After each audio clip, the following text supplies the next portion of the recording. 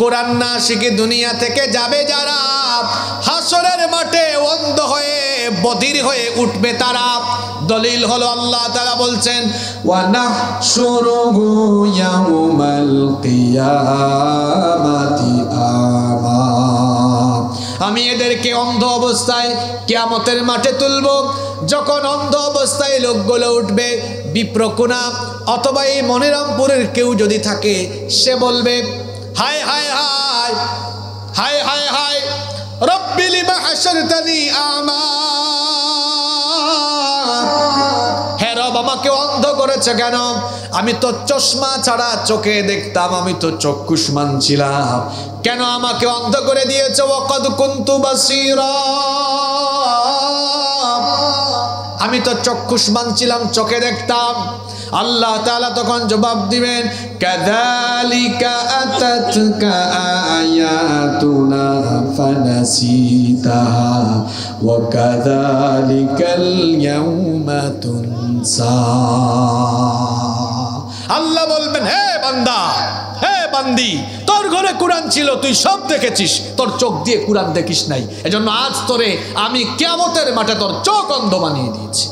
শুধু তাই নয়, বধিরও করে দেওয়া হবে। অন্য আয়াতে আল্লাহ বলেছেন, আমি তাদেরকে উম্মিয়া ওয়া বুকমা, অন্ধ, আমি তাদেরকে বুবা বানাবো। জবান দিয়া ফটর ফটর করে ইংরেজি বলেছো, সব বলেছো, জবান দিয়ে কোরআন পড়ো নাই, জবানে একদম জবানটাকে বুবা করে দিবেন, কি বন্ধ, চোখেও দেখবে না। এরপরে আল্লাহ বলবেন, শোন, দুনিয়াতে থাকা অবস্থায় তুই আমার কিতাবকে ভুলে গিয়েছিলি, আজ হাসরের মাঠে ওয়া কাযালিকাল ইয়াউমা তুনসা, তোর মতো গোলামকেও আমি আল্লাহ ভুলে গেলাম, তোর থেকে আমিও মুখ ফিরিয়ে নিলাম। কে বাঁচাবে আর? কে আর আপনাকে নাজাত দিবে আল্লাহ যদি মুখ ফিরিয়ে নেন? আমার বাবা জান, চাচা জান, ভাই জানদের জন্য আজকে আলোচনার শুরুতে বলেছিলাম, আজকের কথাগুলো যদি আপনার বিবেকে লাগে তো আপনার জীবনের মোড় ঘুরে যাবে, আর যদি আবেগে আবেগে চলে যান তাহলে আসা যাওয়ায় ফায়দা হবে না। এটা হলো সবচেয়ে বড় ওয়াজ। যদি আপনারা কোরআন না শিখেন তো এত ওয়াজ করে আমরা কি করতাম? আগে আপনারা কোরআনটা শিখেন। আপনারা যদি কোরআন না শিখে, খালি কোরআনটা যদি, কোরআন যদি আলেমরা শিখে, ওই যে হিন্দু খ্রিস্টান বিভিন্ন ধর্মে যেমন পণ্ডিতরাই সব দায়িত্ব নিয়ে ফেলছে, বিভিন্ন ধর্মের গুরু আছে না, তারাই শুধু ধর্মীয় গ্রন্থ পড়বে, বাকিদেরকে পড়তে দিবে না। ইসলামটা এমন নয়, ইসলাম হচ্ছে সবাই কোরআন পড়বে, কোরআন বুঝবে, কোরআনময় জীবন গঠন করবে, ঠিক কি না? ওরা পড়তে দেয় না। রমাদান হচ্ছে সারা বছরের সবচাইতে শ্রেষ্ঠ মাস। বছরের মধ্যে 12টি মাস আছে, কিন্তু কোন মাসের কথা রব্বুল আলামিন কোরআনুল কারীমে স্পেসিফিক ভাবে উল্লেখ করেন নাই। এই যে মুহররম, সফর, রবিউল আউয়াল, রবিউল সানি, এরকম বছরে যে অন্যান্য মাস আছে, কোন মাসের নাম কিন্তু কোরআনে কারীমের ভেতরে নাই। কিন্তু আল্লাহর কাছে রমাদান মাসের সম্মান, রমাদান মাসের মর্যাদা এত বেশি, এই মাসটিকে পরিচিত করার জন্য, এই মাসটিকে আমাদের সঙ্গে পরিচয় করিয়ে দেওয়ার জন্য রব্বুল আলামিন এই মাসটির নাম কোরআনুল কারীমে স্পেসিফিক করে উল্লেখ করে আমাদেরকে জানিয়ে দিলেন, শাহরু রমাদানাল্লাযী উনজিলা ফীহিল কুরআন। আল্লাহ বলছেন শাহরু রমাদান, এটা হচ্ছে শাহরু নুজুলুল কোরআন, এটা কোরআন নাজিলের মাস। আল্লাহু আকবার বলেন। এই মাসটাকে আল্লাহ কোরআন নাজিলের মাস হিসাবে পরিচয় করিয়ে দিয়েছে।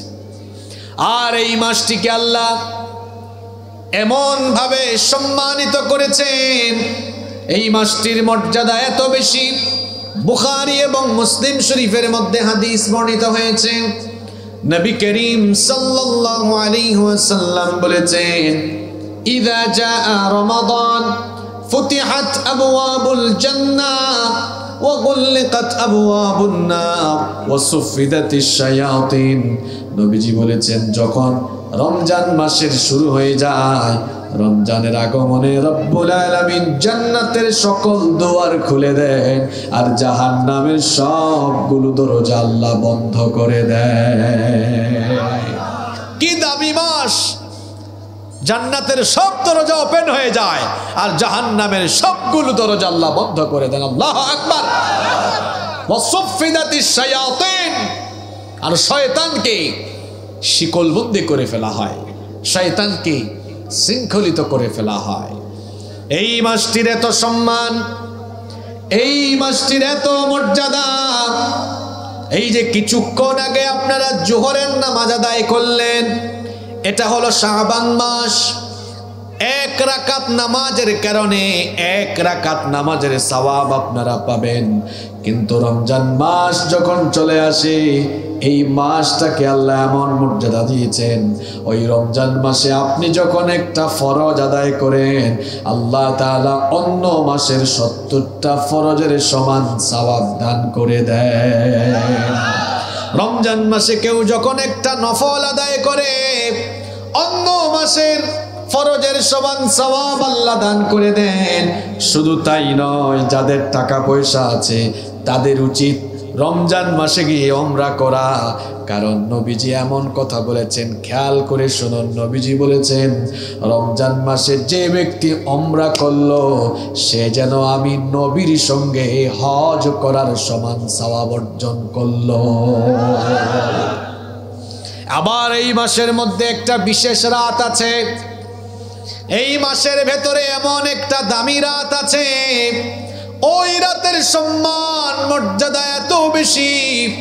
ওই রাতটির ব্যাপারে আল্লাহ কোরআনুল কারীমে আলাদা একটা সূরা নাজিল করেছেন। সূরার নাম হলো সূরাতুল কদর।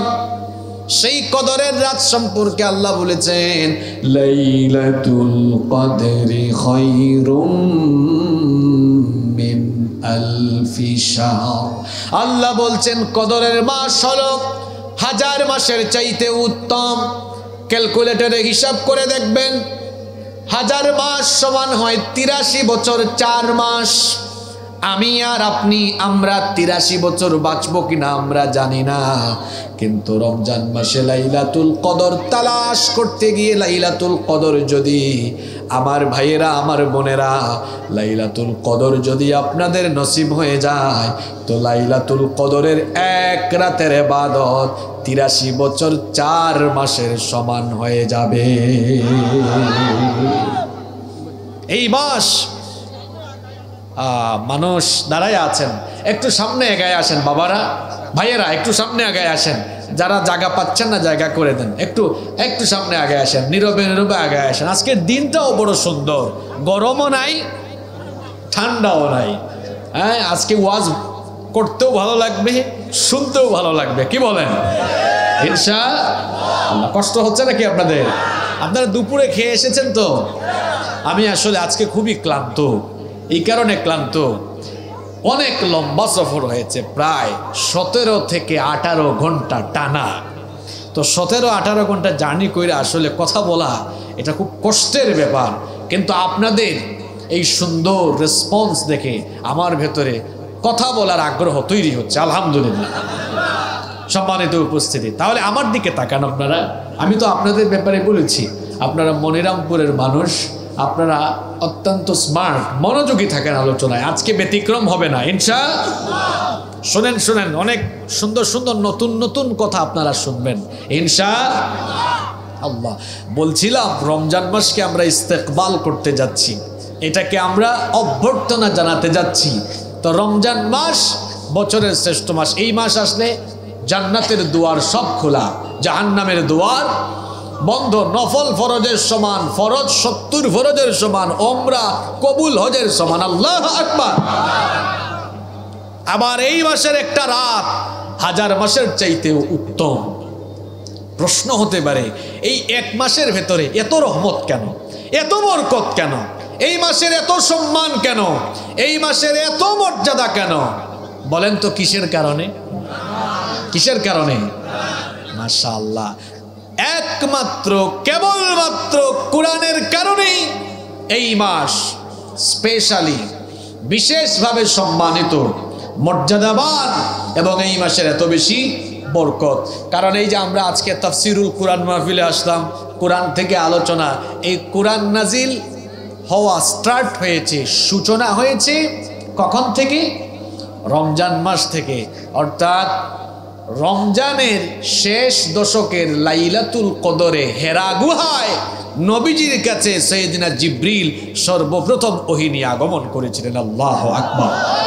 তাহলে বোঝা গেল এই রমজান, শোনেন, এখন শাবান মাস না, শাবান মাসে কোরআন নাজিল হইলে শাবান মাসে সম্মানিত হইতো, রজব মাসে কোরআন নাজিল হইলে রজবই সম্মানিত হইতো, মুহররমে কোরআন নাজিল হইলে ওই মুহররমে হইতো, কারণ কোরআনের কারণে রমাদান সম্মানিত, কোরআনের কারণে রমাদান সম্মানিত। তাহলে রমজানের সবচেয়ে বড় হাদিয়া হলো কি? জোরে বলেন, সবচেয়ে বড় হাদিয়া। এজন্য আমি সব জায়গায় বলি শাহরু রমাদান শাহরুল কোরআন। শিখে যান আপনারা, বলেন শাহরু রমাদান শাহরুল কোরআন। রমজান মাস কোরআনের মাস, রমজান মাস কোরআনের মাস। এই তো চলে এসেছে, একটা আনন্দ লাগতেছে না আপনাদের? একটা ভালো লাগা কাজ করছে না? আবারও আপনারা তারাবিহে কোরআন শুনবেন, আবারও আপনারা ইফতারি সামনে নিয়ে বসবেন, সাহারি খাবেন, রোজা রাখবেন, কোরআন তেলাওয়াতে মনোযোগী হবেন। আলহামদুলিল্লাহ পড়েন। একটি বছর পরে আবার ফিরে এলো মাহে রমজান, একটি বছর পরে আবার ফিরে এলো মাহে রমজান।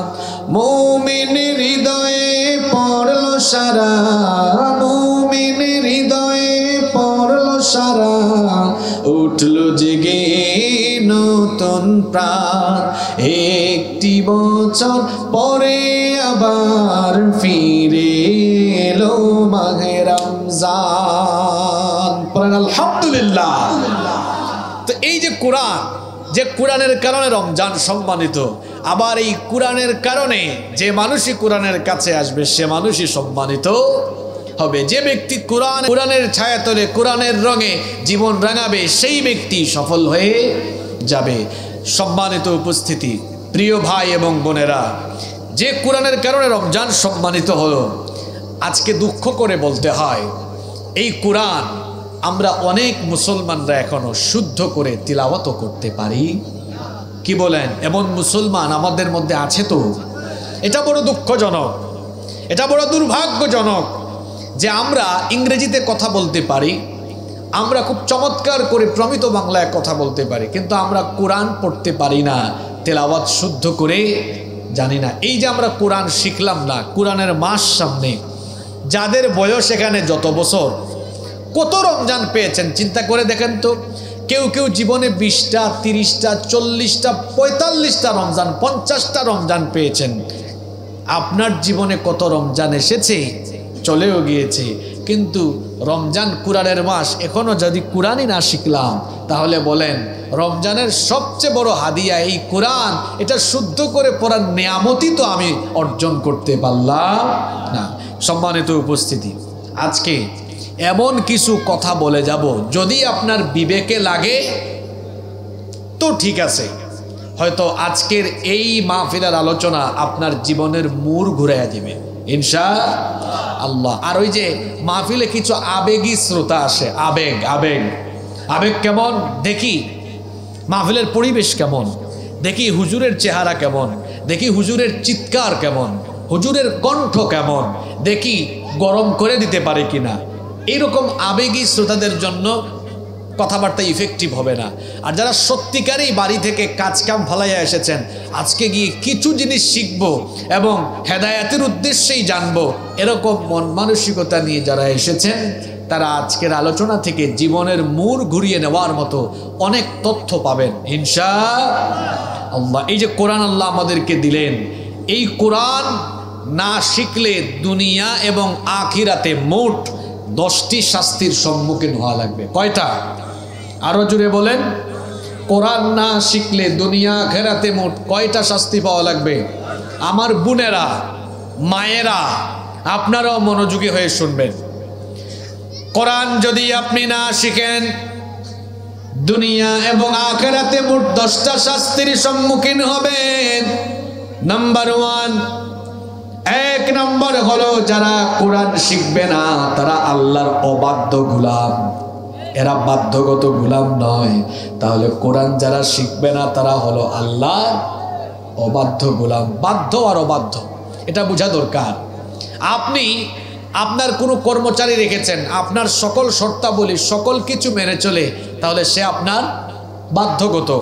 আর আপনার কর্মচারী আপনার কথার উল্টা চলে, বিপরীত চলে, সে আপনার বাধ্যগত না অবাধ্য? অবাধ্য। আমাদের জন্য আল্লাহ এই কোরআন নাজিল করলেন।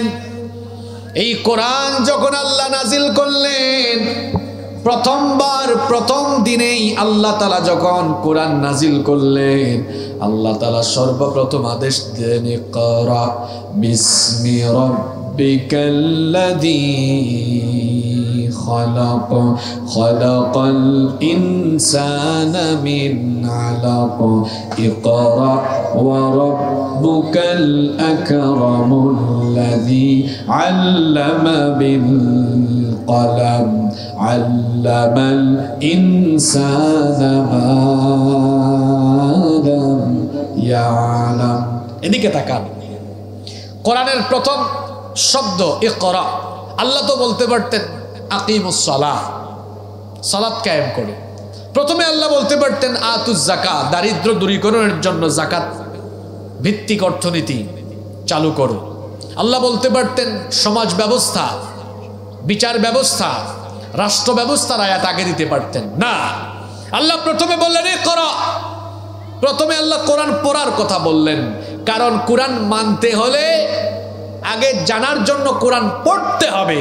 এজন্য প্রথম আদেশ কি? জুড়ে বলতে হবে প্রথম আদেশ। বলেন পড়ো। প্রথম আদেশ কি? আরো জুড়ে। প্রথম আদেশ কি? এই যুবকরা তোমাদের কি হয়েছে? কথা বলো। প্রথম আদেশ কি? এখন আপনি পড়বেন। এবার আমরা আল্লাহর কাছে প্রশ্ন করলাম, ওগো আল্লাহ, এই কোরআন আমরা কেমনে পড়ব? কোন নিয়মে কোরআন পড়ব?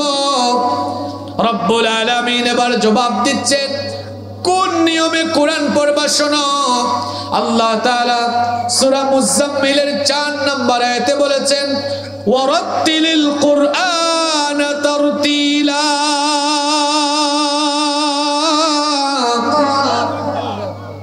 আল্লাহ বললেন তারতিলের নিয়মে, তাজবিদ এবং তাহসিনের সাথে বিশুদ্ধ করে কোরআন পড়ো। এই আদেশটা কার? আল্লাহ প্রথমে বললেন কোরআন পড়ো। কোরআনের একটা সৌন্দর্য হলো কোরআনের এক আয়াতের তাফসীর অন্য আয়াত করে। আমরা কোরআনটা কিভাবে পড়ব? যার যেমন ইচ্ছা তেমন না, কোরআন পড়তে হবে। আল্লাহ বলছেন বিশুদ্ধ করে, তাজবিদের সাথে, তাহসিন করে, চমৎকার করে, সুন্দর করে। আমার বাড়ি সিলেটে। আমি যদি প্রমিত বাংলা বলতে যে প্রমিত বাংলা, বিশুদ্ধ বাংলার ভেতরে দুই একটা আঞ্চলিক ওয়ার্ড ঢুকিয়ে দেই, তাহলে দেখা যাবে আপনারা যশোরের মানুষ মুচকি মুচকি হাসবেন আর বলবেন কি যে বলেছে, তাই না? আমাদের সিলেটের ভাষা বুঝেন তো আপনারা? এই যে যারা দাঁড়িয়ে আছেন, বসার জন্য সিলেটে বলবে বইজাউকা, আউকা, হাউকা, বউকা, যাউকা। সুন্দর না অনেক? আপনাদের ভাষা তো অনেক সুন্দর। আপনাদের এলাকার রিক্সা চালক ভাইয়েরাও খুব চমৎকার করে কথা বলে। ভাই যাবেন? কোথায় যাবেন? কি সুন্দর ভাষা আপনাদের। কিন্তু আমাদের সিলেটে কোনো রিক্সাওয়ালা ভাই আপনাকে বলবে কিতা ভাই সাহেব, হ্যাঁ কোয়াই যাইতা আপনি, এভাবে বলবে কিতা ভাই সাহেব কোয়াই যাইতা, খানো যাইতা, আপনি কোয়াই থেকে আইসুন। এই যে আপনারা হাসতেছেন, আপনি খালি আশ রাখেন, কোয়াই যাইতা খৌকা। তাহলে ওটা আঞ্চলিক ভাষায়। দেখেন আঞ্চলিক ভাষা বলে কি হয়েছে, মানুষ হেসেছে। আমি আপনাদেরকে হাসানোর জন্য বলছি না, শিক্ষা দেওয়ার জন্য বলছি। মনে করেন ইংরেজি ভাষায় কথা বলছে কিন্তু ব্রিটিশদের মতো প্রোনাউন্সিয়েশন না, তাহলে যারা ভালো ইংরেজি জানে তারা শুনে হাসবে যে লোকটা ইংরেজি বলে ঠিক আছে, কিন্তু তার প্রোনাউন্সিয়েশন, উচ্চারণ সুন্দর নয়। তাহলে বোঝা গেল যে কোনো ভাষা বলতে গিয়ে ভুলভ্রান্তি থাকলে মানুষ এটা নিয়ে হালকা ঠাট্টা করবে বা হাসাহাসি করবে, কিন্তু কোরআন এটা ভিন্ন বিষয়, এটা ব্যতিক্রমী বিষয়। এখানে যখন আপনি অশুদ্ধ করে পড়বেন, এটা শুধু হাসাহাসি আর ট্রলে সীমাবদ্ধ থাকবে না। যখনই আপনি অশুদ্ধ করে কোরআন পড়বেন, অর্থ বিকৃত হবে, অর্থ পরিবর্তন হবে, লাহনে জালি হলে নামাজ নষ্ট হবে, এমনকি কোনো কোনো ক্ষেত্রে কবিরা গুনাহ হওয়ারও সম্ভাবনা আছে। তাহলে বোঝা গেল কুরআন অশুদ্ধ করে পড়লে নানামুখী ক্ষতিকর দিক আছে না নাই? আচ্ছা, এক চাচা ইংরেজি পড়তে পারেন না, তো একদিন রাত 12টার পরে ওই চাচার কাছে দুদক, চেনেন তো আপনারা, দুর্নীতি দমন কমিশন, দুর্নীতি দমন কমিশন থেকে চিঠি একটা আসছে, এটা ইংরেজিতে লেখা। চাচা রাত 12টার পরে চিঠি খাম থেকে খোলা দেখে কি জানি লেখা, কিছুই পড়তে পারে না। তো পাশের বাড়িতে এক ছেলে খুলনা বিশ্ববিদ্যালয়ে পড়ে, গিয়ে বলতেছে ভাতিজা ওঠো। ভেতর থেকে ভাতিজা বলছে চাচা এত রাতে চেঁচাচ্ছেন কেন বাবা?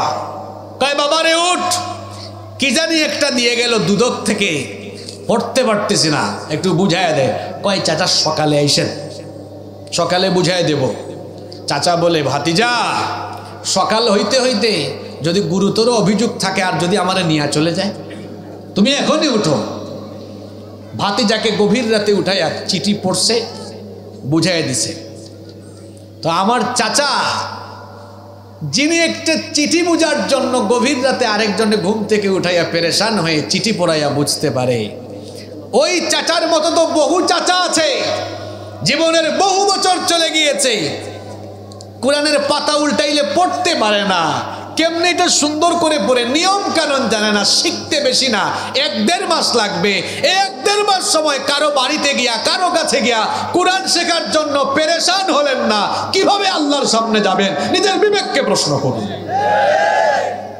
আর ছাত্র, তোমরা যারা কলেজে পড়ো, আমার যে সকল বোনেরা কলেজে ইউনিভার্সিটিতে পড়াশোনা করেন, স্কুলে পড়েন, একটু ম্যাথ কম পারে, বাড়িতে এসে বলে আব্বু প্রাইভেট পড়তে হবে, ইংরেজি ভালো জানে না, আব্বু ইংলিশ প্রাইভেট পড়তে হবে। তো পড়ো, কোনো অসুবিধা নাই, কিন্তু আমার কথা হচ্ছে কোনো একটা সাবজেক্ট তুমি না পারলে সেটা যদি বাপের পয়সা খরচ করে আর তুমি সময় দিয়ে গিয়ে শিখতে পারো, তো তুমি তো কলেজে পড়ো, বিশ্ববিদ্যালয়ে পড়ো, তুমি তো এখনো দুনিয়ার শ্রেষ্ঠ বই কোরআন পড়তে পারো না, কেন তুমি কিছু সময় বিনিয়োগ করে কোরআন শিখছো না? তোমার বিবেকের কাছে সেই প্রশ্ন রাখো। কোরআন শিখো। ছাত্ররা কোরআনের মাস সামনে। আমি এই এলাকার বিপ্রকুনা না, বিপ্রকুনার যুবকদেরকে বলবো, প্রিয় ভাইয়েরা, তোমরা এই এলাকায় একটা কোরআন শিক্ষা কেন্দ্র চালু করো, যাতে করে কোরআনের মাসে এখানে মানুষ কোরআন শিখে, যাতে একটা মানুষ ওই এলাকায় কোরআন শিক্ষার বাহিরে না থাকে। শোনেন, নবীজির দাওয়াতের নমুনা দেখেন। নবীজি দাওয়াত আরম্ভ করে দারুল আরকাম করেছেন। দারুল আরকাম আগে শিখাইতে হবে। এই যে আমরা আল কোরআনের আলো ঘরে ঘরে জ্বালো, সংসদে জ্বালো, আমরা সবাই চাই কি চাই না? চাই। কিন্তু এর জন্য স্লোগানটার আগে এই লাইন নিয়ে আসতে হবে, আল কোরআনের আলো মানুষের হৃদয়ে হৃদয়ে জ্বালো, অন্তরে অন্তরে জ্বালো। কারণ প্রতিটি মানুষের হৃদয়ে হৃদয়ে অন্তরে অন্তরে যদি কোরআনের আলো আমরা জ্বালিয়ে দিতে পারি, তাহলে এই দেশের প্রতি ইঞ্চি জমিনের উপরে কোরআনের রাজ একদিন কায়েম হবেই হবে ইনশাআল্লাহ। এজন্য আগে নিজের হৃদয়কে কোরআনের আলোয় আলোকিত করতে হবে। তাহলে কোরআন না শিখার 1 নম্বর শাস্তি বলছিলাম, যে ব্যক্তি কোরআন শিখবে না, আল্লাহর আদেশ কোরআন পড়ো, শুদ্ধ করে শেখো, তাহলে সে আল্লাহর আদেশ অমান্য করে আর বাধ্যগত গোলাম থাকে না, সে আল্লাহর অবাধ্যগত গোলাম হয়ে যায়। আপনারা বলেন তো, বাধ্যগত গোলাম হতে চান না অবাধ্য গোলাম হতে চান? আর একটু জুড়ে বলেন। তাহলে কোরআন শেখার দরকার আছে না নাই? নাম্বার 2, আমি বলেছিলাম আজকে কোরআন না শেখার কয়টা শাস্তি বলবো। নাম্বার 2 নম্বর, যারা কোরআন শিখবেন না তাদের সারা জীবনের নামাজ নষ্ট, নামাজ বাতিল। আপনাদেরকে আমার ছাত্র জীবনের একটা ঘটনা শোনাই, খারাপ লাগছে আপনাদের? আমি যখন ইউনিভার্সিটিতে পড়াশোনা করি, বিশ্ববিদ্যালয়ে পড়াশোনা করি, একবার সন্ধ্যার পরে এক প্রফেসরের বাসায় গেলাম। তো স্যার বললেন, বিস্কিট দিলেন, চা দিলেন, বলে এটা খাও তোমরা। আমরা কয়েকজন ছিলাম। এরপরে বললেন, আজকে তোমাদেরকে একটা মজার জিনিস দেখাই। বললাম, স্যার কি দেখাবেন? ইউনিভার্সিটিতে পরীক্ষা হয়, খাতার বান্ডিল আছে না? তো খাতার বান্ডিল খুলে একজনের খাতা বের করলেন, খাতা বের করে দেখালেন, দেখো এই ছেলেটা 50 পৃষ্ঠার বেশি লিখেছে। কত পৃষ্ঠা? 50-এরও বেশি। স্যার দেখালেন, দেখো তার খাতা, আমি তাকে নাম্বার দিয়েছি 1। কত নাম্বার? এত পৃষ্ঠা লিখছে, নাম্বার কত? তো আমরা জানতে চাইলাম, স্যার কি কারণ? স্যার উত্তর দিলেন, সে এত পৃষ্ঠা লিখেছে কিন্তু প্রশ্নপত্রের সাথে তার লেখার কোনো মিল নাই। তো জিজ্ঞেস করলাম 1 দিলেন কেন? দয়া করে দিয়েছি, এত পৃষ্ঠা লিখছে, একদম ডবল 0 দিতে তো খারাপ দেখা যায়, এই জন্য 1 দিয়েছি। এই ঘটনাটা এটা আমার ছাত্র জীবনে ঘটে যাওয়া একটা ঘটনা। এক স্যার দেখিয়েছিলেন এরকম। এই ঘটনাটা আজকে আপনাদেরকে কেন শোনাইতেছি জানেন? এজন্য শোনাচ্ছি, প্রশ্নের সাথে উত্তরের মিল না থাকলে যদি কেউ 50 পৃষ্ঠাও লিখে, সে যেমন নাম্বার পায় না, ঠিক তেমনি নামাজের জন্য কোরআন তেলাওয়াত শুদ্ধ করে পড়া এটা অপরিহার্য শর্ত। ঠিক তেমনি ভাবে আপনি যদি কোরআন শুদ্ধ করে তেলাওয়াত না কইরা 50 বছরও নামাজ পড়েন, ওই ফেল করা ছাত্রের মতো, সে যেমন 50 পৃষ্ঠা লিখাও 1 নাম্বার পাইছে, আপনিও 50 বছর অশুদ্ধ করে নামাজ পড়বেন, এই নামাজে কোনো ফলাফল অর্জিত হবে। আর যদি তেলাওয়াত শুদ্ধ, অল্প নামাজ পড়েন, শুনেন, কিছু কিছু ছেলেরা পরীক্ষার খাতায় কম লিখে, 5 পৃষ্ঠা লিখছে, 6 পৃষ্ঠা নাম্বার পেয়ে গেছে সবচেয়ে বেশি। কম লিখেছে তো কি হয়েছে? একদম সলিড প্রশ্ন যা, উত্তর তা, একদম মূল জিনিসগুলো লিখে দিয়েছে, পরীক্ষক নাম্বার দিয়ে দিয়েছেন। আপনিও যদি নামাজ 20 মিনিট লম্বা না, 7-8 মিনিট লম্বা করে পড়েছেন, ছোট সূরা দিয়ে পড়েছেন, অল্প, কিন্তু অল্প কাজটা সুন্দর করে, তেলাওয়াত সুন্দর, ধীরে ধীরে সুন্দরভাবে পড়েছেন, আপনার এই ধীরে স্থিরভাবে অল্প সময় নিয়ে যে নামাজটা পড়লেন, সুন্দর হলে কবুল করে নেবেন কে? তাহলে কি বুঝলাম আমরা? কোরআন না শেখার 2 নাম্বার কঠিন পরিণতি হলো সারা জীবনের নামাজ। হ্যাঁ যুবক ভাইয়েরা, কোথায় সাজদা মারো গিয়া? ঠুক ঠুক, আল্লাহু আকবার, আল্লাহু আকবার। আগে তো কোরআন শিখতে হবে। কোরআন যদি না শিখি তো আমার নামাজগুলো কোথায় যাবে? আমাকে তো শুদ্ধ করে কোরআন পড়তে হবে, ঠিক কি না? তাহলে কোরআন না শেখার 2 নম্বর পরিণতি বললাম, যারা কোরআন শিখবে না তাদের নামাজ নষ্ট হয়ে যাবে। নাম্বার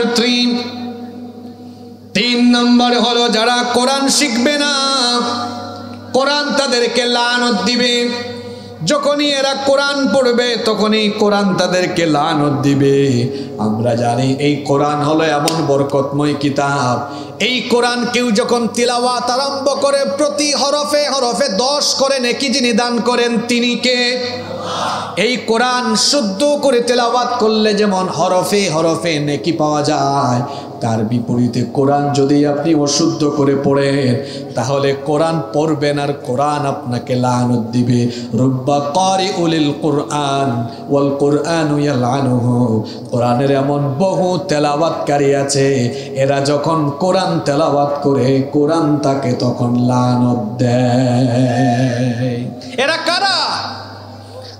আলাম তারা কাইফা ফাআলা। আল্লাহ আমাকে মাফ করুন, এটা বোঝানোর জন্য বলেছি। এরা তারা যারা এভাবে হক আদায় না করে করে করে আলহামদুলিল্লাহ রাব্বিল আলামিন। আল্লাহ আমাকে মাফ করুন, বোঝানোর জন্য বলেছি। এটা আলহামদু নয় রে বাবা, এটা আলহামদু। কুল হুয়াল্লাহু আহাদ অর্থ হলো বলুন তিনি আল্লাহ যিনি একক, তার সঙ্গে কোনো শরীক। কফের জায়গায় যদি মাখরাজ উচ্চারণে কাফ বলে ফেলেন তো কুল অর্থ হয় কুল হুয়াল্লাহু আহাদ, নাউযু বিল্লাহ অর্থ হয় যে আল্লাহ একজন, ওনারে ধইরা খাইয়া ফেলো, নাউযু বিল্লাহি মিন যালিক। তাহলে কি বুঝলাম? আমরা কোরআন অশুদ্ধ করে পড়লে কোরআন তো লানত দিবেই দিবে, অর্থেরও বিকৃতি ঘটে যাবে। আমার কথা কি বুঝতেছেন আপনারা? পারলে নোট করেন, এই যে পয়েন্টগুলো বলতেছি। 1 নাম্বার, যারা কোরআন শিখবে না, কি বলেছিলাম? এরা বাধ্যগত না অবাধ্য গোলাম? জোরে বলেন। 2 নাম্বার, যারা কোরআন শিখবেন না তাদের নামাজ অন্তত 5 ওয়াক্ত নামাজ ঠিক করার জন্য তো কোরআন পড়া দরকার। যে রমজান মাস সারাটা মাস আপনারা নামাজ পড়বেন, আলহামদুলিল্লাহ, খুবই ভালো।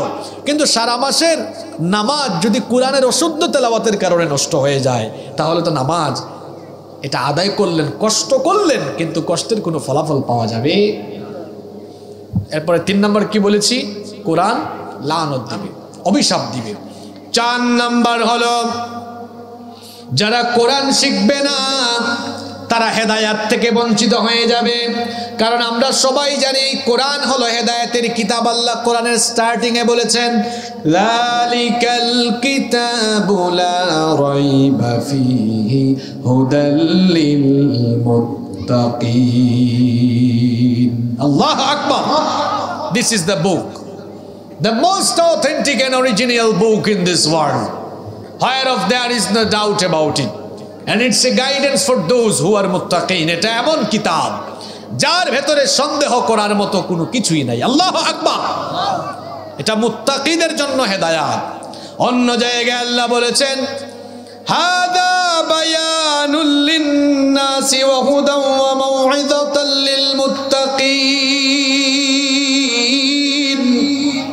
আল্লাহ বলছেন এটা মানুষের জন্য সুস্পষ্ট বর্ণনা, মুত্তাকিদের জন্য এটা হলো হেদায়াত, মুত্তাকিদের জন্য এটা হলো উপদেশ বাণী।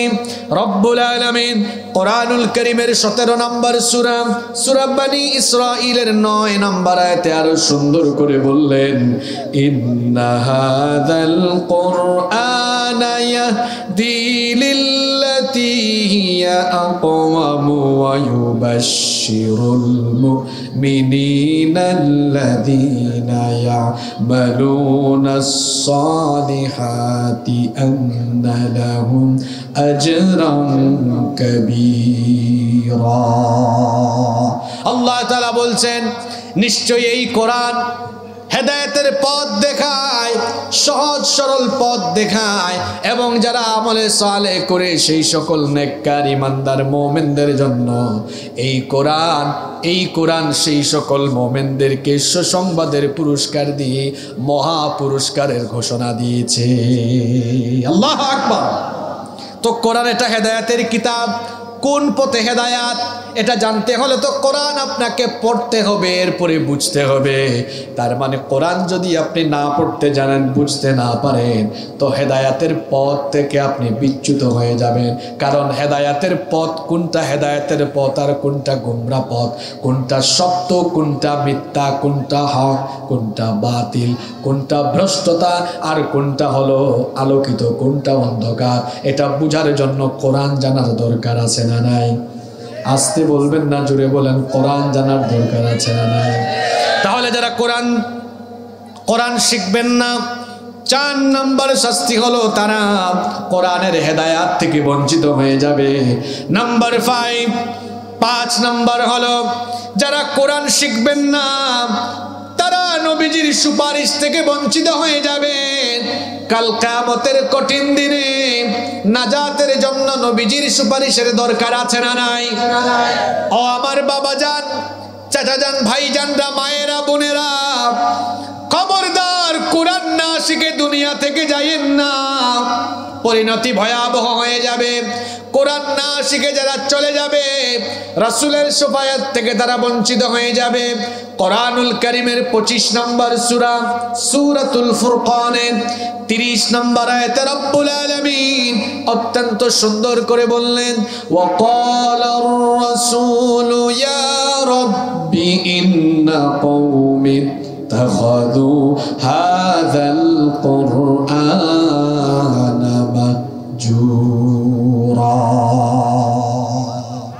আল্লাহ বলছেন কিয়ামতের দিন আমার রাসূল কিছু লোকদের বিরুদ্ধে দাঁড়াবেন, কিছু লোকদের বিরুদ্ধে অভিযোগ করে আল্লাহকে বলবেন, ইয়া রাব্বি, হে আমার রব, ইন্না কওমি ইত্তাখাযু হাযাল কুরআনা মাহজুরা। নবীজি বলবেন, হে আমার রব, আমার উম্মতের এই লোকগুলো দুনিয়াতে থাকা অবস্থায় কোরআনকে পরিত্যাগ করেছিল। এরা কোরআন শিখে নাই, কোরআন বুঝে নাই, কোরআন মানে নাই। যখন নবীজি তাদের বিরুদ্ধে এরকম সুপারিশ করবেন, নবীজি বলবেন এরা কোরআন শিখে নাই, বুঝে নাই, মানে নাই, কোরআন থেকে তারা মুখ ফিরিয়ে নিয়েছে। ওগো আল্লাহ, এই জন্য আজ হাসরের মাঠে আমিও তাদের কাছ থেকে মুখ ফিরাইয়া নিলাম। নবীজি যদি কারো কাছ থেকে মুখ ফিরাইয়া নেন, আপনারা বলেন তো তার বাঁচার কোনো আর উপায় আছে? কেন কোরআন শিখবেন না?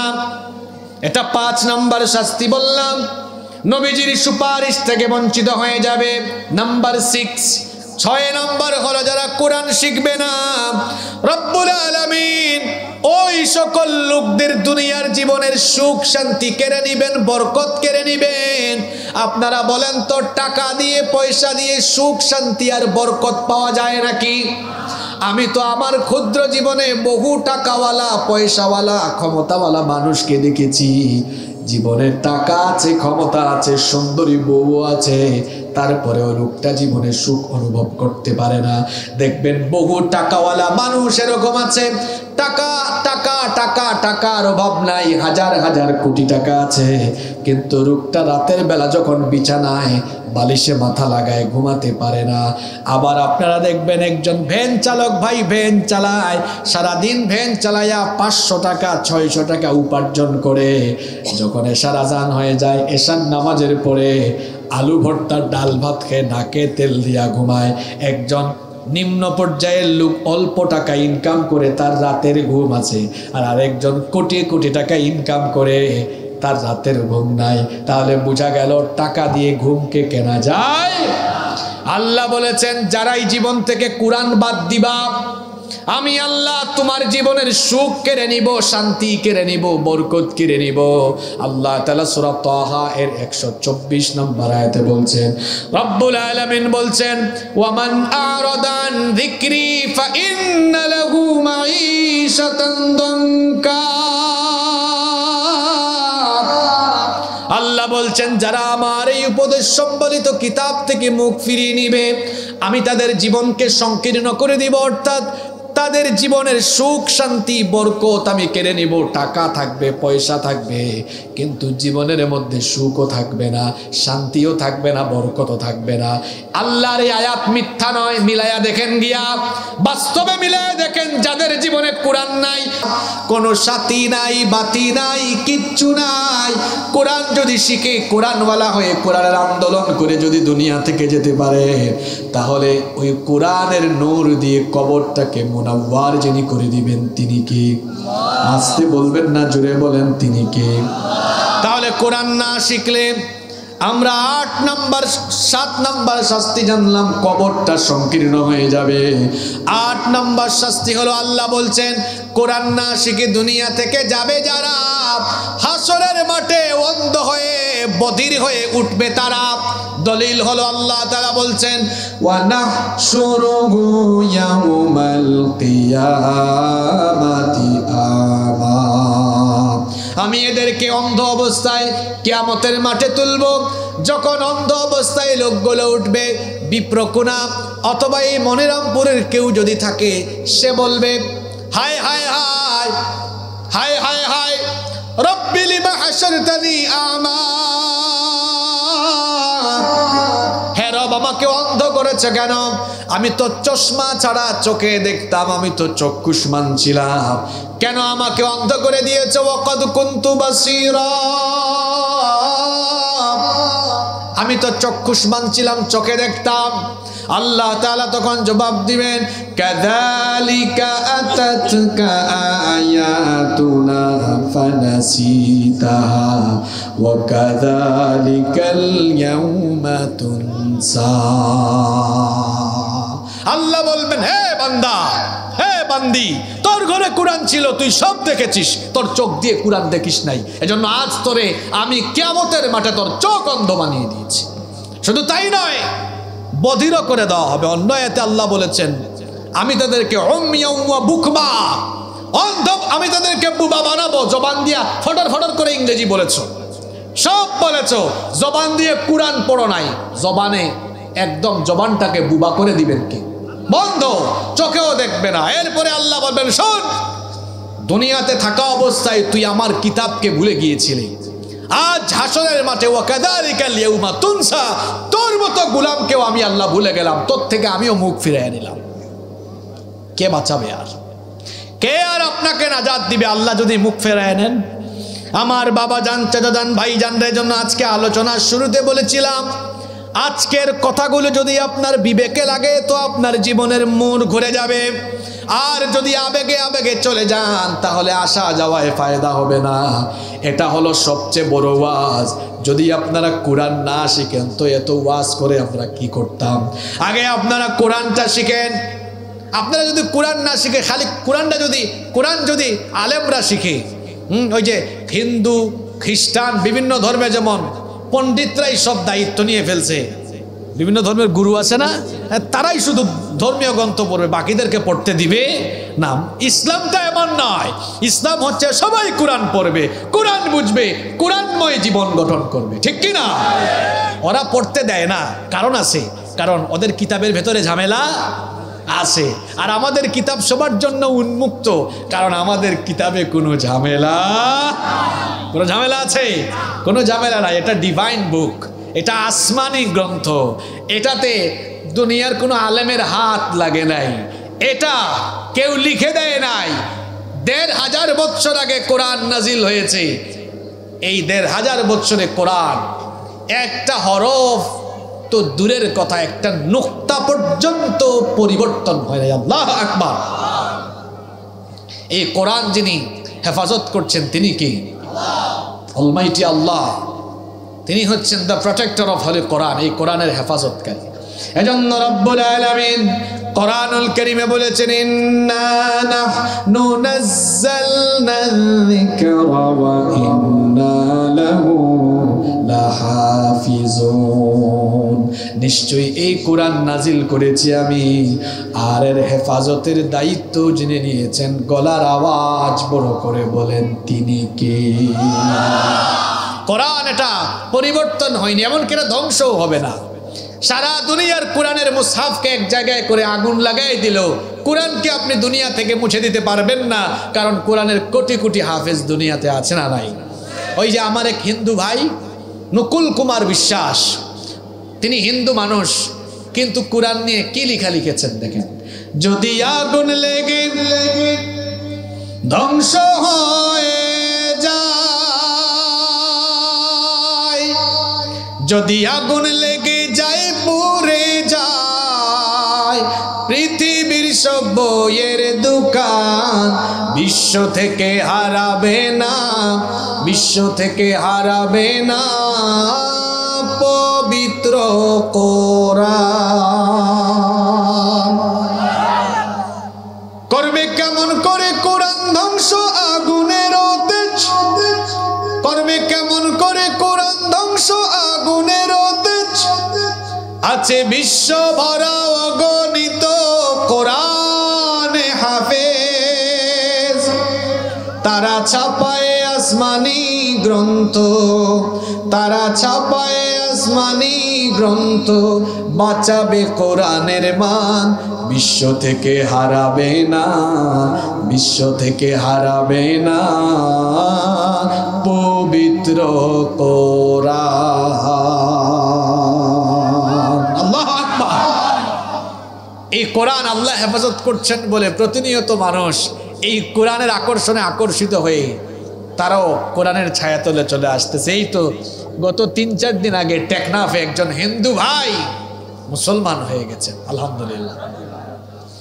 এরকম পৃথিবীতে ইউরোপ আমেরিকায় ইসলাম গ্রহণের হিড়িক পড়েছে। এখন ইউরোপে আমেরিকায় ইসলাম গ্রহণের হিড়িক পড়ে গিয়েছে। ধারণা করা হচ্ছে আর কয়েক যুগ পরেই এমনকি এমন হতে পারে আগামীর শতাব্দী হবে ইসলামের শতাব্দী ইনশাআল্লাহ। এত বাধা বিপত্তি, ষড়যন্ত্র, এত নির্মম নির্যাতন, নিপীড়ন, নিষ্পেষণ, এত কিছু দিয়েও পৃথিবীতে ইসলামকে রুখে দেওয়া যাচ্ছে না, যাবেও। ইসলাম এই গাছ আজকে এত বিরাট হয়েছে, 200 কোটি লোক মুসলমান এখন।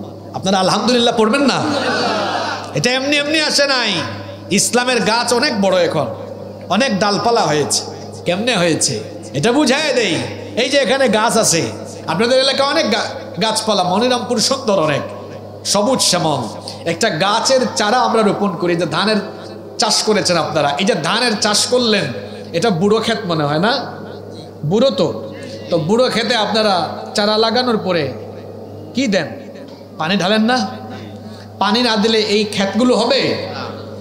চারা রোপণের পরে যেমন এটাকে বড় করার জন্য গোড়ার মধ্যে পানি ঢালতে হয়, ইসলাম নামক চারা, এটা নবী রাসূলদের দাওয়াতের মাধ্যমে এই চারা রোপণ হয়ে গাছ এত বড় হয়েছে। এমনি এমনি হয়ে নাই। এই গাছের গোড়ায় যুগে যুগে দিনের জন্য রক্ত দিয়ে, জীবন দিয়ে শাহাদাতের নজরানা পেশ করে এরপরে ইসলামের এই গাছটাকে আজ এমন পর্যায়ে নেওয়া হয়েছে। ঠিক কি না? এটা এমনি এমনি আসে নাই। কালেমা, কালেমার দাওয়াত, কালেমা এর দাওয়াত যখন নবী রাসূলদের তরিকায় শুরু হবে, তখন বাধা আসবে, বিপত্তি আসবে, জেল, জুলুম, নির্যাতন, ফাঁসি আসবেই, এতে কোনো সন্দেহ নাই। কারণ পৃথিবীর দুইজন নবী, আদম আলাইহিস সালাম আর সুলাইমান আলাইহিস সালাম ছাড়া সমস্ত নবীরা এই কালেমার দাওয়াত দিতে গিয়েই রক্ত দিয়েছেন। কেউ জেলে গিয়েছেন, কেউ বা আবার শহীদ হয়েছেন। এভাবেই কালেমার দাওয়াত দিতে গিয়ে নবীদের ইতিহাস, রাসূলদের ইতিহাস আমাদেরকে শিক্ষা দেয়। দুইজন ছাড়া সবাই রক্ত দিয়েছেন, জীবন দিয়েছেন, জেলে গিয়েছেন, নির্যাতিত হয়েছেন, নিপীড়িত হয়েছেন। ঠিক কি না?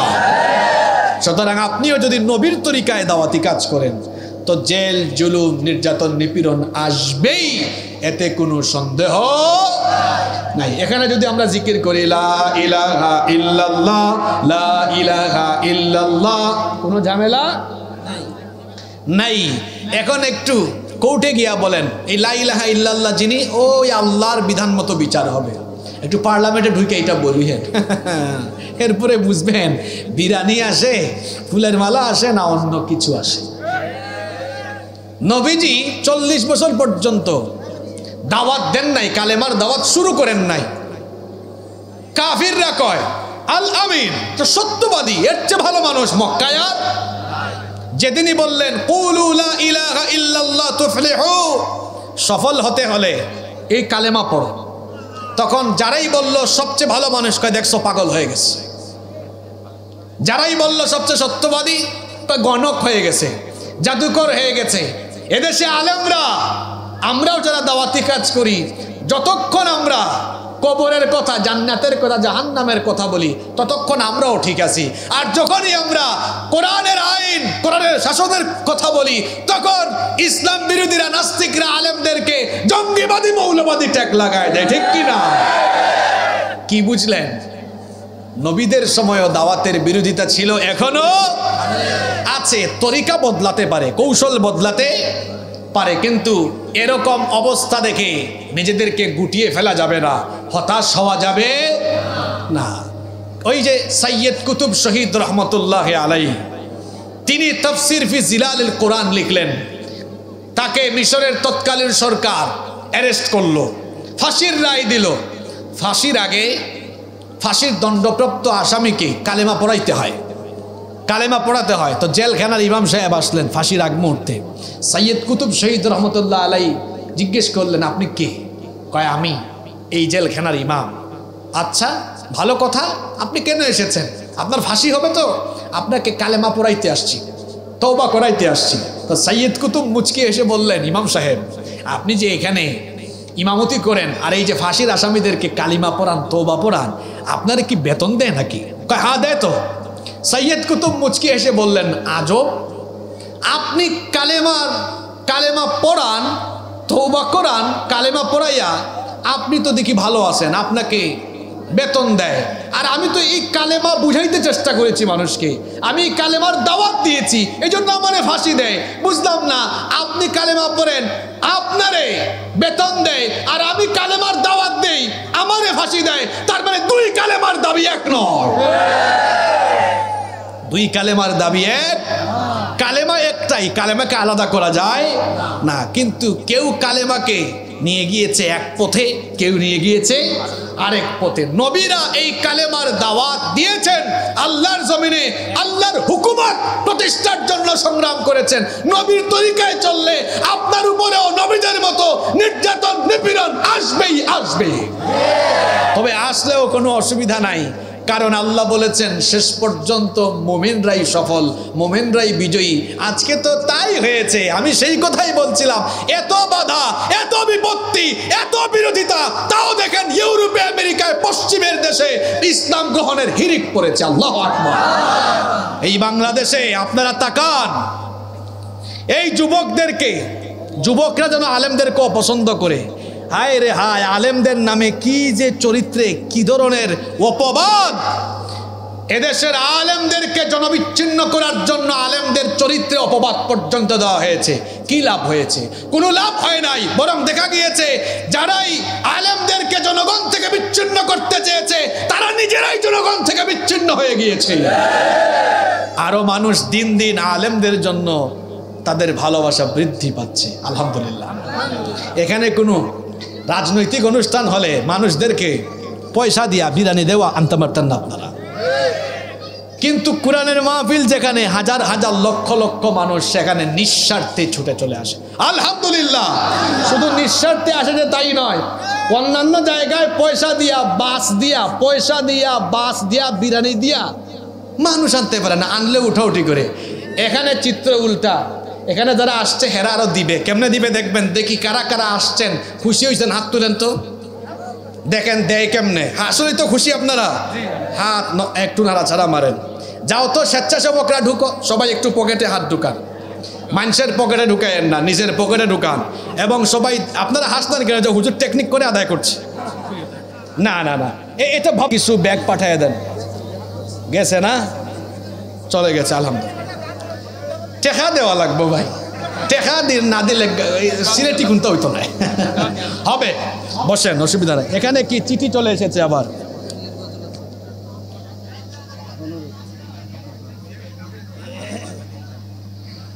আচ্ছা বুঝছি, ওই সিলেটি গানের কথাই এখানেও আছে রিকোয়েস্ট। হবে ইনশাআল্লাহ, হবে ইনশাআল্লাহ। এই তো আমার ভাইরা 20 সেকেন্ড চলে আসুক। আমরা আজকে আলোচনা করছি কোন বিষয়ে মনে আছে তো? কোরআন না শিখার কয়টা শাস্তি? আমি বানায় বলতেছি না, কোরআন হাদিস থেকে।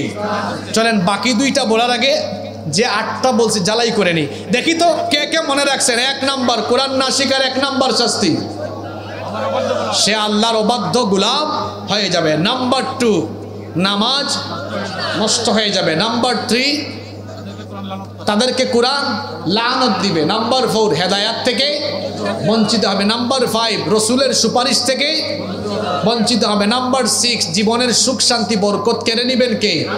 7 নাম্বার, কবরে শাস্তি আরম্ভ করবেন কে? 8 নাম্বার, কবর থেকে হাসরের মাঠে অন্ধ এবং বুবা বানাইয়া উঠাবেন কে? নাম্বার 9 নম্বর হলো কোরআন যারা শিখবেন না, কোরআন কিয়ামতের দিন তাদের বিরুদ্ধে আল্লাহর আদালতে অভিযোগ করা আরম্ভ করবে। নবীজি বলেছেন আল কোরআনু শাফিউম মুশাফফা, কোরআন হলো এমন কিতাব যেই কিতাবের সুপারিশ কিয়ামতের দিন কবুল করবেন যিনি, তিনি কে? ফামান জাআলাহু আমামাহু কাদাহু ইলাল জান্নাহ। নবীজি বলেছেন এই কোরআনকে যারা জীবন পরিচালনায় সামনে রেখে কোরআনময় জীবন গঠন করবে, কোরআন তাদেরকে সুপারিশ করে আল্লাহর জান্নাতে নিবে। ওয়ামান জাআলাহু খালফাহু কাদাহু ইলান নার, আর যারা কোরআনকে জীবন থেকে বাদ দিয়ে দিবে, কোরআন থেকে মুখ ফিরিয়ে নেবে, কোরআন আল্লাহর কাছে অভিযোগ কইরা তাদেরকে জাহান্নামে যাওয়ার জন্য সুপারিশ করবে। নাউযু বিল্লাহি মিন। তাহলে আমরা কিয়ামতের দিন কোরআনের সুপারিশ পাওয়ার জন্য কোরআন শিখতে হবে। যদি আমরা কোরআন না শিখি তাহলে আমরা কোরআনের সুপারিশ পাব। নাম্বার 10 এবং সর্বশেষ হলো যারা কোরআন শিখবেন না, কিয়ামতের দিন আল্লাহ ডেকে বলবেন, কেন তুই শিখলি না? এই জবাব আমাকে দেয়। আল্লাহ প্রশ্ন করবেন। কোরআনুল কারীমের 43 নম্বর সূরা, সূরাতুজ যুখরুফের 44 নম্বর আয়াতে আল্লাহ তাআলা বলছেন, রব্বুল আলামিন বলছেন, ওয়া ইন্নাহু লাযিকরুল লাকা ওয়া লিকাওমিকা ওয়া সাওফা তুসআলুন। আল্লাহু আকবার বলেন। আল্লাহ বলছেন, হ্যাঁ নবী, এই কোরআন আপনার এবং আপনার উম্মতের জন্য উপদেশ। যারা এটা শিখবে না, অবশ্যই আমি এ ব্যাপারে তাদেরকে জিজ্ঞাসিত করব। আমার বাবা জান, ভাই জান, চাচা জানরা, রমজান মাস সামনে, তো রমজান মাস কোরআনের মাস। এই কোরআনের মাসকে সামনে রেখে কোরআন শেখা নিয়ে কথা বলেছি, যেন আপনারা কোরআনের কাছে আসেন। কোরআন না শিখলে তো এই শাস্তিগুলো পাবেন। আমরা সবাই এই রমজান যারা পেয়েছে, আমার দিকে তাকান ভাইয়েরা, বোনেরা। গত বছর রমজান পেয়েছে, এবছর রমজান তো আরম্ভ হয় না, এর আগেই কত মানুষ চলে গিয়েছে। হতে পারে এই বছরের রমজান এখানে কারো কারো জন্য জীবনের শেষ রমজান। কাজে লাগাতে হলে কোরআন শিখুন, কোরআন পড়ুন, কোরআন বুঝুন, কোরআনের কাছে আসুন। তবেই রমজানের মূল হাদিয়া অর্জন করে জীবনটাকে আপনি সফল করতে পারবেন ইনশাআল্লাহ। নামাজের জামাতের সময় হয়ে যাচ্ছে। যেহেতু আমার ভাইয়েরা আমাকে একটা রিকোয়েস্ট করেছেন, তে তারা কি এখানে আরো 1000 টাকা আমাদের আব্দুর রহমান সাহেব দিয়েছেন। আল্লাহ কবুল করেন, বলেন আমিন। এভাবে 1-2 হাজার টাকা কেউ দিলে আপনারা দোয়া রাখে দিতে পারেন, অসুবিধা নাই। একটা সিলেটি গান আপনারা শুনতে চেয়েছেন, আমি বলবো? তো আমি সিলেটি বললে আপনারা কি বুঝবেন? হ্যাঁ, বলতে হবে, তাও না বুঝলো বলতে হবে, অসুবিধা নাই। আচ্ছা, তার আগে আমি জানতে চাই, আজকে যে 10টা পয়েন্ট বললাম মনে থাকবে তো? আপনারা কোরআন শিখবেন তো? এই সিদ্ধান্ত নিলেন তো ইনশাআল্লাহ? শোনেন, আমরা যদি কোরআন শিখে ফেলি, দেখবেন কোরআনের রাজ, কোরআনের শাসন এই দেশে তত দ্রুত কায়েম হয়ে যাবে ইনশাআল্লাহ। কোরআন শিখে ফেলবো আমরা, আর নিজেদেরকে কোরআনের আন্দোলনে আমরা সামিল করব। রাজি আছেন তো? আচ্ছা, এটা আমাদের সিলেটের কিছু ঐতিহ্য এই গানের ভেতরে ফুটে উঠেছে। সিলেট গিয়েছেন কে কে? হাত তোলেন তো। মাশাআল্লাহ, যশোরের মানে আপনারা কি বিয়ে শাদী করছেন না আনছেন? হ্যাঁ, আচ্ছা, গিয়েছেন তো। আমাদের সিলেটে ঢুকতে হয় সুরমা নদীর উপর দিয়ে, তাই না? এজন্য গানটা শুরু করেছে এভাবে, সুরমা গঙ্গর ফারো বাড়ি, মানে সুরমা নদীর তীরে বাড়ি, শাহজালালের উত্তরসূরি। নাম শুনছেন আপনারা? শাহজালাল রহমতুল্লাহ আলাইহির উত্তরসূরি আমরা। সুরমা গঙ্গর ফারো বাড়ি, শাহজালালের উত্তরসূরি, সুরমা গঙ্গর ফারো বাড়ি, শাহজালালের উত্তরসূরি। দেশ বিদেশ বেটাগিরি, আমরা হকল সিলটি, আমরা হকল সিলটি, আমরা হকল সিলটি, আমরা হকল সিলটি। সিলটর কমলার বাগান, খাইলে জোড়ায় হকলর ফোরান। সিলেটের কমলা খেয়েছেন আপনারা? অনেক স্বাদের। সিলটর কমলার বাগান, খাইলে জোড়ায় হকলর ফোরান। সিলেটর সানা খাইলে বাই দিন খাটতো না একদিন, দিন খাটতো না একদিন। সুরমা গঙ্গর ফারো বাড়ি, শাহজালালের উত্তরসূরি। দেশ বিদেশ বেটাগিরি, আমরা হকল সিলটি, আমরা হকল সিলটি, আমরা হকল সিলটি, আমরা হকল সিলটি। আমাদের সিলেটের মানুষ প্রবাসমুখী একটু বেশি। সৌদি আরব, আবু ধাবি, কাতার, দুবাই, লন্ডন যাবি। সৌদি আরব, আবু ধাবি, কাতার, দুবাই, লন্ডন যাবি। আমেরিকাত গিয়া দেখবাই ফাইবাই খালি সিলটি, ফাইবাই খালি সিলটি। সুরমা গঙ্গর ফারো বাড়ি, শাহজালালের উত্তরসূরি। দেশ বিদেশ বেটাগিরি, আমরা হকল সিলটি, আমরা হকল সিলটি, আমরা হকল যশোরবাসী, আমরা সবাই বাংলাদেশি। আমরা বাংলাদেশি, এটাই আমাদের বড় পরিচয়। এখানে হিন্দু, মুসলিম, বৌদ্ধ, খ্রিস্টান আমরা সবাই মিলেমিশে বাস করব, সাম্প্রদায়িক সম্প্রীতি রক্ষা করব। হিন্দু ভাই এবং বোনদেরকে আবারও আমরা ধন্যবাদ জানাচ্ছি।